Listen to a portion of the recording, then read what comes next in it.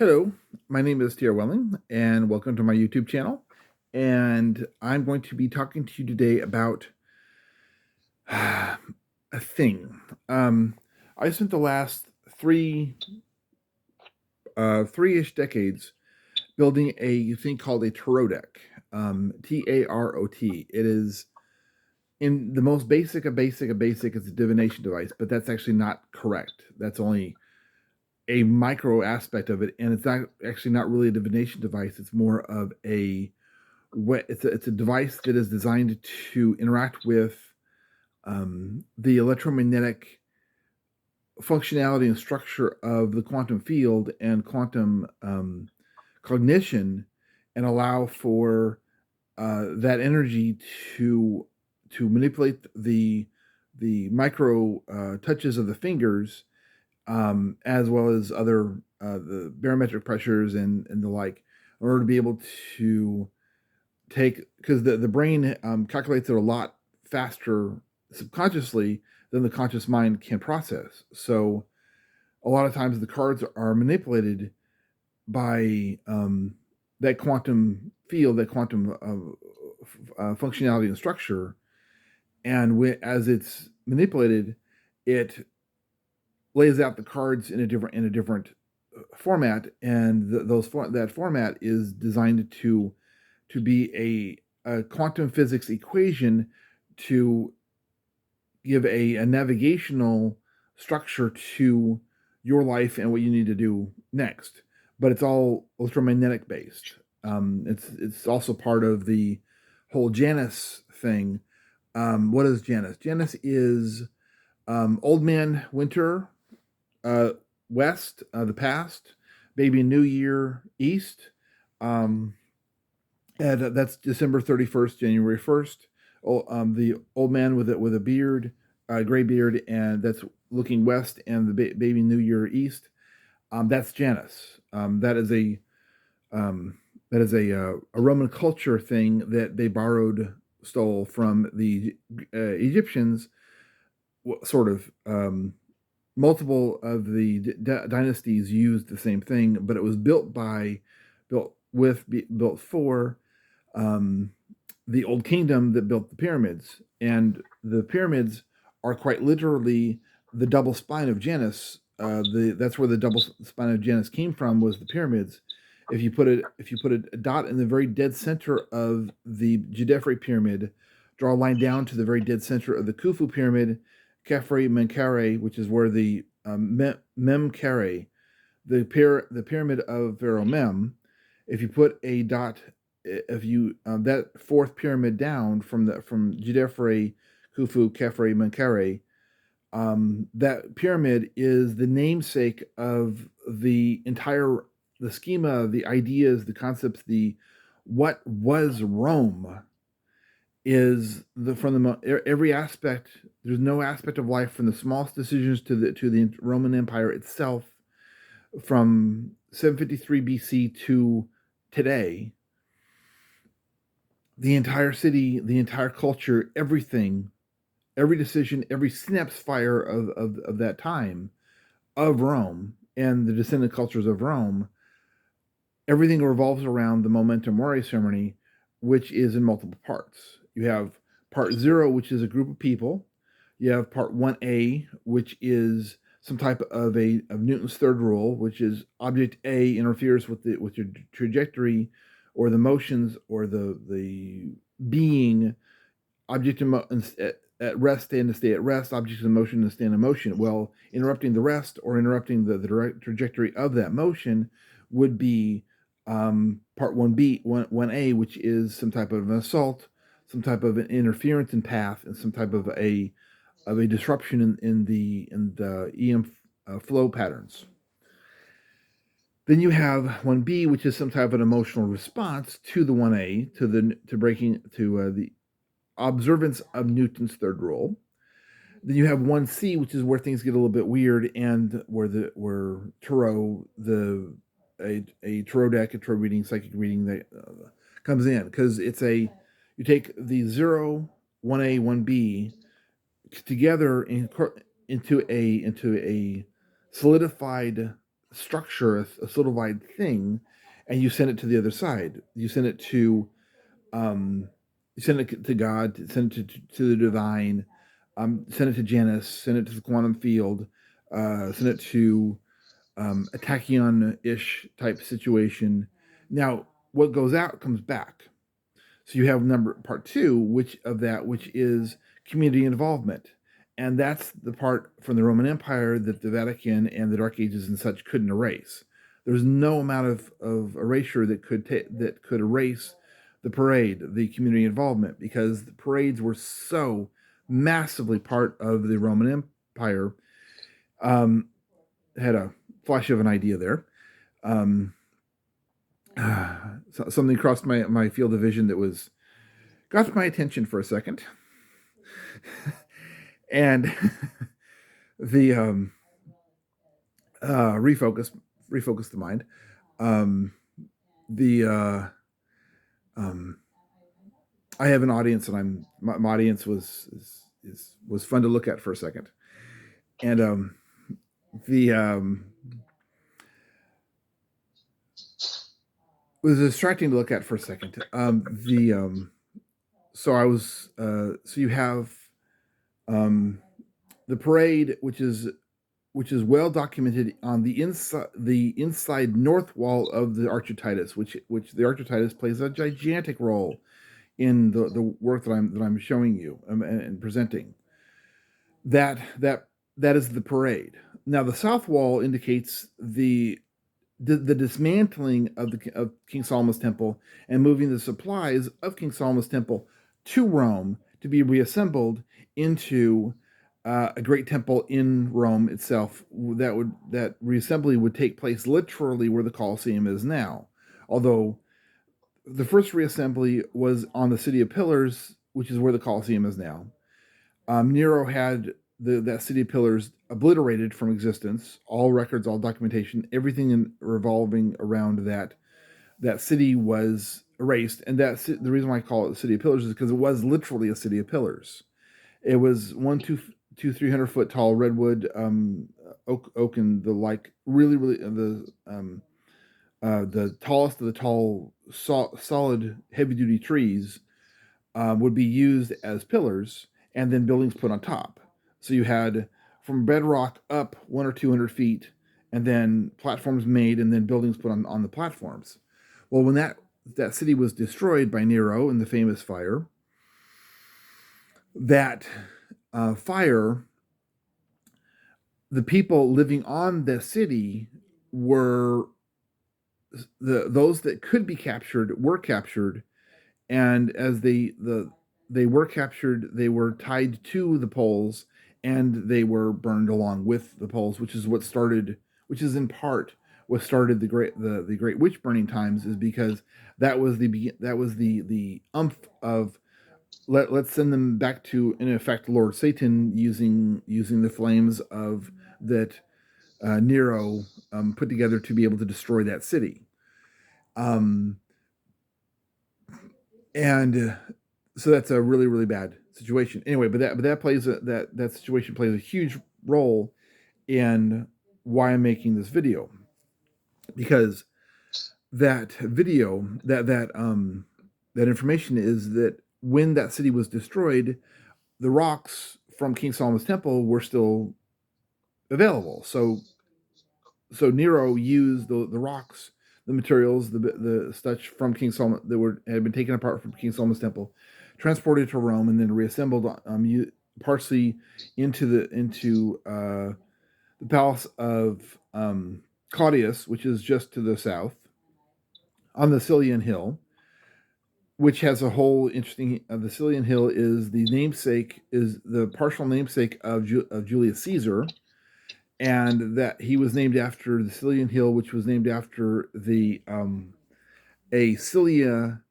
culture of Cilia commander, and they were sentenced to live on the Caelian Hill and the Palatine Hill when their city was obliterated from existence, which was another city of pillars, Alba Longa. Now, the reason why Alba Longa has never been able to be found is because it was a city literally on pillars in the mouth of the Tiber's River.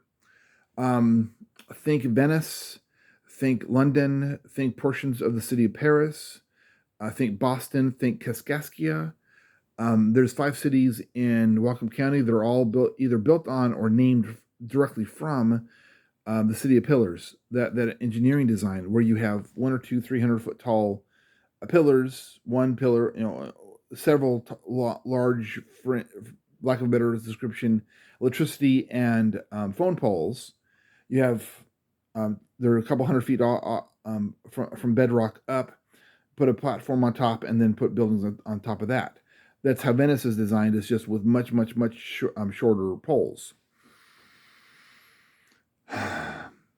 When the city of Pillars was destroyed, the survivors evacuated. Some went to Pompeii, some went to Venice, some went to Paris, some went to London, and so on. The ones that went to Pompeii became a major hardcore threat, and Vespasian, several years later, followed them and went to destroy them, and which is he did more than a couple of times. He went on a Jew, Christian, Semitic such hunt to erase them from existence. And one of the primary reasons why the official date of Vespasian's death and the official date of the erasure of the city of Pompeii from the volcano of Vesuvius is because the events are linked together. Dates wise, they happen on the same point.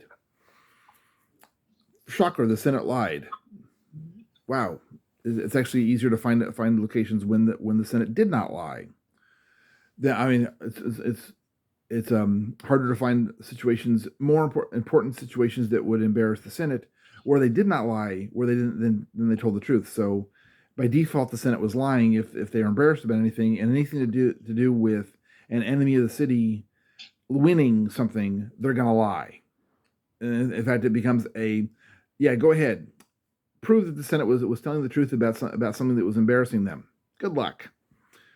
1,000 years of history, not much evidence at all of them telling the truth. Anyway, so you have the City of Pillars, and you have the Domus Aurea, which is built by Nero, which was destroyed. It took 8 or 9 years, 7 to 8, 9 years to build the Domus Aurea, and it was destroyed virtually overnight when Vespasian took over, and he used the materials to build the Coliseum. So you have a building, specific purpose-built building, the City of Pillars, and you have the Domus Aurea, which was built out of King Solomon's temple to be able to achieve specific goals. Then you have that building taken apart, destroyed, and the Coliseum built in its place using the same, if not almost identical, materials. So, and the end of this, the last several decades of the City of Pillars' existence was also they were rebuilding the temples and the structures on the platform using the materials from King Solomon's temple. So you have King Solomon's temple remodeled into X, remodeled into Y, and remodeled into Z, using different purposes for the remodeling and for the construction, which goes along with and the Temple of Venus, the same thing. The 1,000-year-old Temple of Venus was in part destroyed and then rebuilt. And when it was rebuilt about the same time that by Nero it was destroyed and rebuilt. And then that was destroyed about 70 years later and rebuilt into another building. And then that was about 250 years or so later, that was destroyed and rebuilt into the current ruins of configuration. But the middle one was specifically designated to be a temple to Janus, because there was a temple east and a temple west, although off angle. The third rebuild, which is what we have now,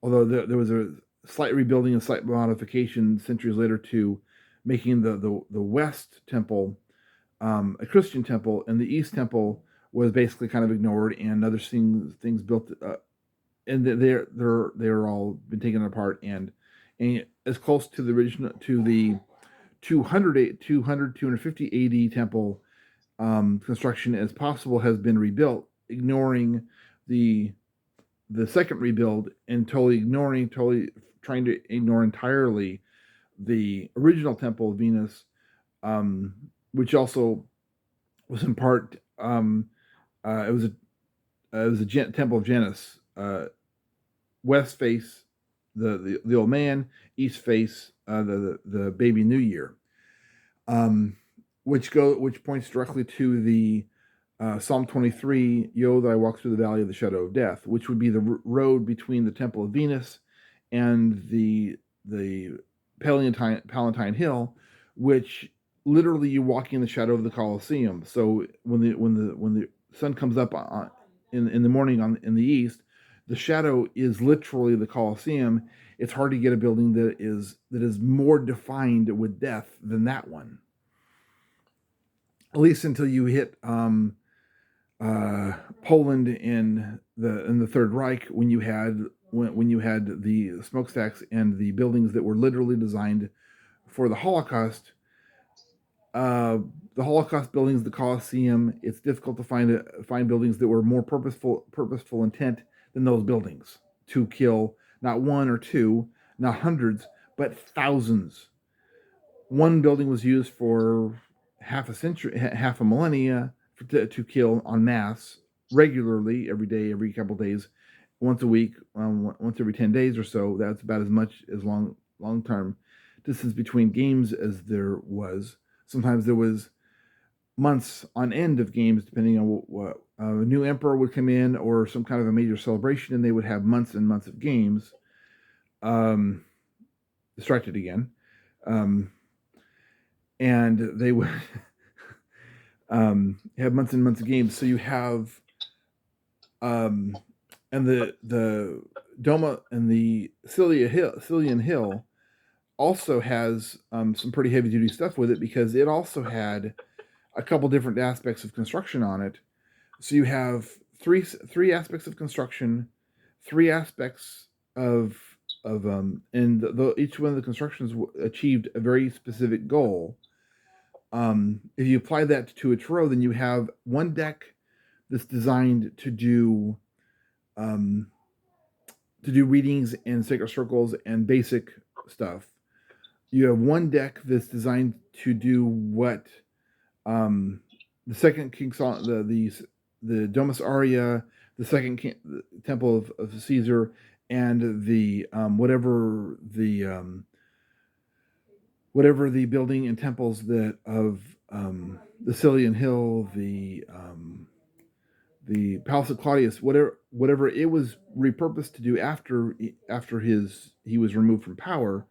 Well, that matches. And then a couple hundred years later, with the stranglehold of Christianity coming into Rome, then you had a different purpose use for the temple of Venus. You had a different purpose for the Coliseum, and then a different purpose for the Palace of Claudius. So you have three things going on, three buildings, three locations, similar or the same materials, but the buildings are used and slightly remodeled and used for different purposes. Each of those purposes had a pretty heavy-duty specific thing going on with them. The Coliseum and Temple of Venus, it's hard to get more important to the entire structure and functionality of the Roman Empire than those two buildings. The Palace of Claudius, the second and third uses for those buildings, I'm sure, was equally important, but I'm not educated in that subject right now. But those are the three buildings of the those are the three buildings that seem to be important: one mind, one body, one spirit, and how to apply those to the functionality of a quantum physics, quantum electromagnetic interaction tool, is something to spend some time on exploring. So this this could be quite interesting and good. So actually, it's entirely reasonable to assume that one of the decks can be used. The deck two or deck three, could quite literally be used as a wand itself, since there is a since the fascia of FASES, which is the yes etymology, that was the base of a very very evil thing that happened 1900 year 1800 and some 1900 years later. But let's remove the evils from the good. The fascia is actually the bundle of sticks, a symbol of the power of the Roman Empire, and the that symbol of the power of the Roman Empire, being the emperors, is that was a every time the Roman Empire conquered a city of pillars, they would that the fascia was a symbol of that specific conquered city. The metal sticking out, the metal of the axe was both a representation of the bow axe test from Odysseus, which I'm strongly assuming that the Odyssey, the end of the Odyssey, took place in what will become Rome in just under 600 years, when the city was conquered and renamed, and it was renamed using the Memento Mori ceremony. The the commander Romulus killed 1A, his brother 1B, and used that execution to um, seize control over the city. Part two, and then use that whole situation as the whole memento mori thing. The one C goes out, one, and then part three comes back, which what the Jews call it mezuzah. The Romans called it genius. The Latin definition of genius and the modern definition of genius are very very different. The modern definition of genius is more of a someone who actually has the thinking capacity and structure of being brilliant or very very smart. The Romans used it as if the people who may or may not be that smart but have a eureka moment, a light bulb goes off, a oh my god, I had an idea, or they have some type of a situation in their mind, that they are suddenly given an input of inspiration, and they either do something with it, or they go to someone who can do something about it, and they go off and fly with that idea, which is an entirely different sequence of actions and events and such. But that's hardly the point right now. What goes out comes back. Well, the comeback is the talk back from the quantum field is the genius moments, is the genius ideas. And there's a whole amount of information that goes along with the 1C and the genius stuff with Chiron and the ministry of Jesus, not the ministry of Paul. They're two different things entirely. Um, the the ministry of Jesus, good. Ministry of Paul, opposite. Marked by lots and lots of death, lots and lots of genocide, lots and lots of mass murder, lots and lots of Dark Age activities, burning books and such because you don't agree with them. Well, it doesn't matter if you agree with it or not. Knowledge is knowledge. Just because it costs you power does not mean it's a bad thing. It just means it costs you power over the people.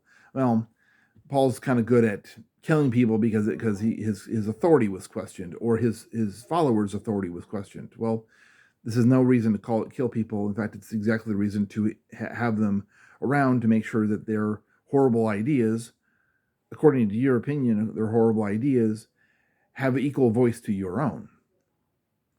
Destroying them and their idea because they are it hurts your feelings, or you don't like it, or it costs you power, is exactly the reason why to keep it around. The strongest ideas win. Not silencing your opponent does not win. The strongest idea wins. It doesn't matter if their idea is better than yours. Their idea has just as much right to exist, unless it causes harm and hurts people. then needs to have some restrictions to it. If your input is if their input is to kill people, that's an needs to be, or causes mass harm. There needs to be some limits to that. But just a free flow of ideas that doesn't cause harm. All voices are free and fair and equal. Voices that cause harm need to be chilled. So you have three tools. So in this collection of buildings, you have three tools. How those tools work, stay tuned. Thank you so much. Please subscribe to my page, hit the like button, and hit the bell for future videos. Thank you so much.